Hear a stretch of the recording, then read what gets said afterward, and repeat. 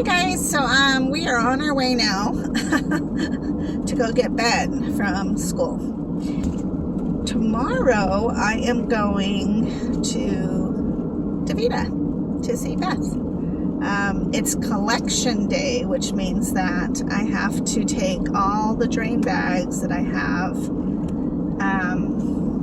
done, and I have to collect pee because they want to see how much I'm still peeing, which is great and is still good. Other thing that happened, on the drain bags there's like these little clamp things, and usually, I mean, they're just not a problem. Last night somehow I may have stepped on it, or I don't even know, but this morning when I woke up I went ahead and filled, because I was in a hurry to try to get Ben to school, and I was like, what's wrong with that drain bag? I did not drain very well at night at all, and that's always a concern, right? Only to realize that it had nothing to do with my drain bag, or my drain volume. It had to do with the fact that I literally somehow stepped on the little clasp thingy-majiggy, and now it's totally like basically drained all over the floor.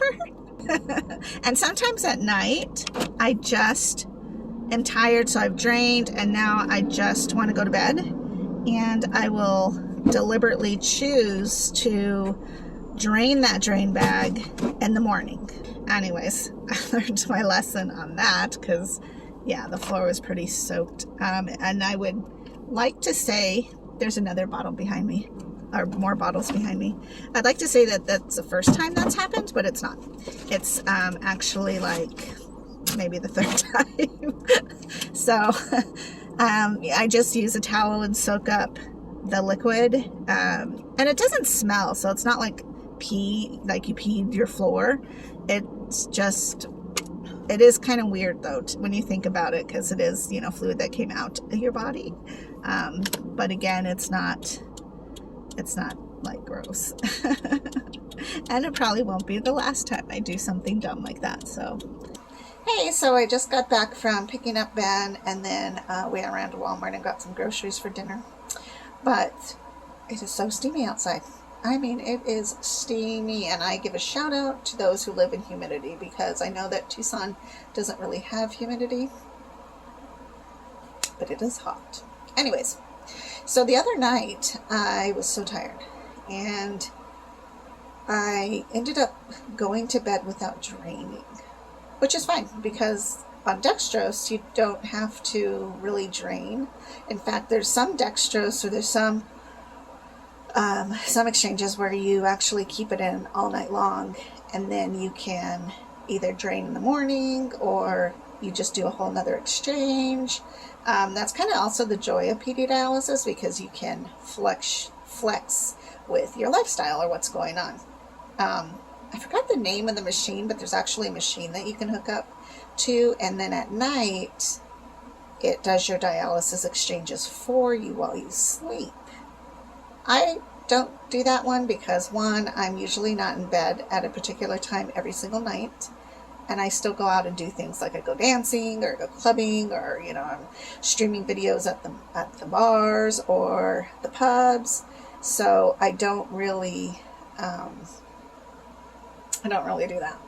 But I don't use that machine because I'm just too active. Plus, I know myself, and I would watch that machine every minute, trying to figure out, are they going to do, you know, is it going to do the exchange? Is it not? You know, I don't know. I'm just too, I would be so ready to not sleep and be watching that thing all night long. So that's why I don't do it. I think if your lifestyle is that, you know, you eat dinner and you go to bed at like 8 every night, that would be a great option, because then you wouldn't have to do your exchanges during the day. I'm assuming you would just do it at night, or maybe you do one exchange a day. I don't know how that works. I just know that that's not the way I go at it.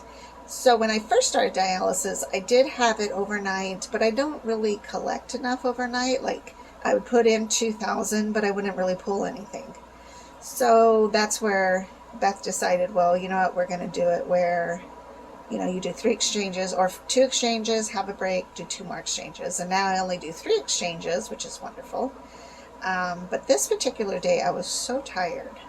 I went to sleep around 8 o'clock, and I don't think I woke up until the next morning at about 5. And I did not feel good. Like, I felt nauseous and almost like on edge of just having too much sugar in my diet. Sometimes coffee will do that when I get too much creamer in it, or it's too sweet. I don't know. Anyways, I woke up and went ahead and did a full exchange because I felt like I must have all that dextrose sitting in me that needs to come out, and somehow maybe the sugar in it was making me just feel yucky. Well, I did my exchange. I did feel better, slightly, but I didn't pull anything. So I put in 2,000. I might have done 100, and I pulled out the 2,000 plus 100. I think I did do like 21, which was very disappointing because if I have dextrose in that long a time, I should have pulled a lot more. But for some reason at night, my body just doesn't do that. I pee all night, but I don't really pull the extra toxins using the dextrose. So I'm really glad that I don't have to do dextrose at night, that I have the freedom to just do it as I am doing it now because it works well for me. But I did learn, I don't think I want to do that again. I don't want to have the dextrose in me overnight because it just didn't feel good. Or maybe I'm just used to having that break in the day where I don't have to have dextrose in me, because then that day, and I want to say it was last Friday, then I had dextrose my regular day, and then usually on Fridays I will get a break. So I will do it at 12 or 1 is when I will drain, and then around 4 I will fill again for another 3 or 4 hours and then drain, because usually at that point then we're going to go out on a date. So I was so excited for noon, because it was like I finally have a moment where I wasn't filled with the dextrose. And I don't know why I felt so sick and gross, and I don't know what really was in it to make me feel that way, because I didn't really eat terribly or anything. So I don't know. That's a mystery. So I do know that I don't ever want to become diabetic, though, because I feel like that feeling of the sugar or the sugar crashes is not a good feeling. So I don't know. I'm not a big sugar eater anyways. So I remember, now that I'm thinking about it, when I first started dialysis, I did feel that kind of nauseous, sick feeling, because I was almost used to no sugar. In fact, I probably have more sugar intake now in my creamer than I did before I did dialysis, because at that point, and I've got to tell him again, I was down to 1 or 2 coffee cups a week. This man will drink coffee like nobody's business. And that's how I used to be a really long time ago. But once I started the educational part of kidney disease, coffee isn't bad for you. It's the creamers and all the stuff that we put in it. So I literally stopped going to Starbucks. Once in a great while, like the other day when I had breakfast with Glinda, I had a chai latte. And that was so divine, because I haven't had one in forever. It was phenomenal. So, having a treat like that is good, but I really feel like I'm over sugaring myself, especially with the coffee creamer, that I'm probably getting quite a bit of, and I shouldn't be. I'm going to have to do that too. I've also decided to reduce my amount of potato that I eat. It's a sad day in my life. In fact, last week, was it, or 2 weeks ago, when Dr. Oliver, was it Oliver? I don't know. Anyways, when my doctor was like, hey, it looks like maybe you're eating a little bit too much potato, and I'm like, oh, take away my culture. That's my people's food. However, Peruvians have a variety of corn. I mean, Peruvians have a variety of potatoes, various colors. So if you've ever seen like Native American corn and how it's just beautifully speckled with various colors, Peruvians have that, but in potatoes. So we have purple, red, white, whitish, brownish, all these different shades of potatoes and different varieties of potato. So when you come here to America, you don't have that same type of potato.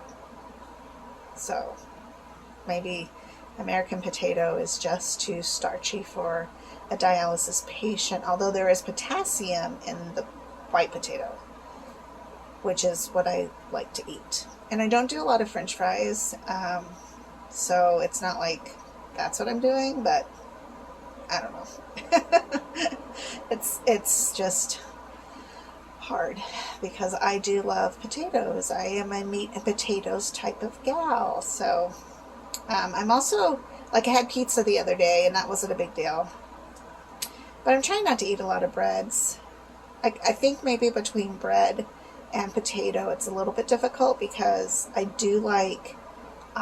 really like tuna melt sandwiches, like when the bread is toasted. And I thought I was great at making them until Donnie made me one. And he takes like garlic butter, like concoction, and then melts it. I don't know, it's the most delicious thing. But it makes me want to have bread. So I don't know what to do with that.